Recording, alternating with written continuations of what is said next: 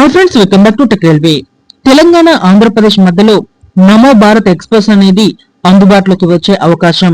ఈ వివరాలకు వెళ్లే ముందు మీరు మా టెక్ రైల్వే ఛానల్ ఇదే మొదటిసారి చూసినట్లయితే ప్లీజ్ సబ్స్క్రైబ్ చేసుకోండి. అలాగే నోటిఫికేషన్స్ కోసం పక్కన ఉన్న బెల్ ఐకాన్ కొట్టండి. మొన్న జరిగిన బడ్జెట్ అనంతరం రైల్వే శాఖ మంత్రి గారు తన కార్యాలయం నుండి ఆంధ్రప్రదేశ్ కి అలాగే తెలంగాణకి కేటాయించిన బడ్జెట్ యొక్క వివరాలని తెలియచేయడం జరిగింది. ఆ వివరాల్లో భాగంగా ఆంధ్రప్రదేశ్ కి తెలంగాణకి నమో భారత్ ఎక్స్ప్రెస్ రైలుని కేటాయిస్తామని రైల్వే శాఖ మంత్రి గారు తెలియచేయడం జరిగింది.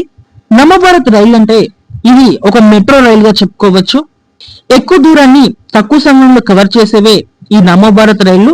ఇందులో ఎటువంటి రిజర్వేషన్ అనేది ఉండదు.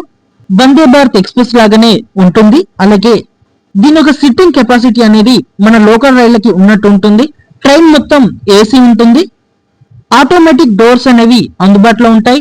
160 కిలోమీటర్ల వేగంతో వెళ్లడానికి ఈ రైలుని తయారు చేయడం జరిగింది.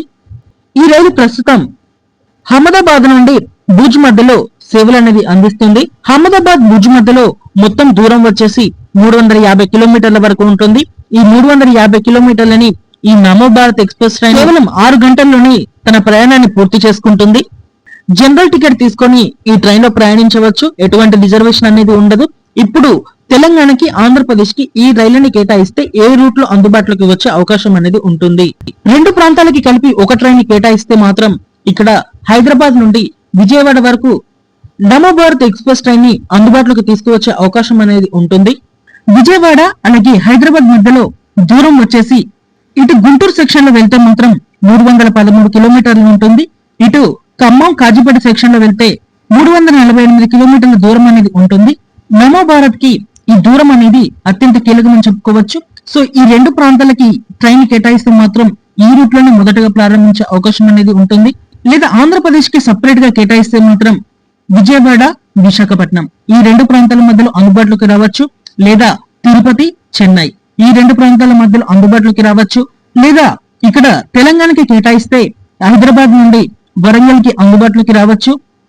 లేదా హైదరాబాద్ నుండి భద్రాచలం రోడ్డు వరకు అందుబాటులోకి తీసుకురావచ్చు. ఇక డిస్టెన్స్ అనేది కవర్ అవుతుంది.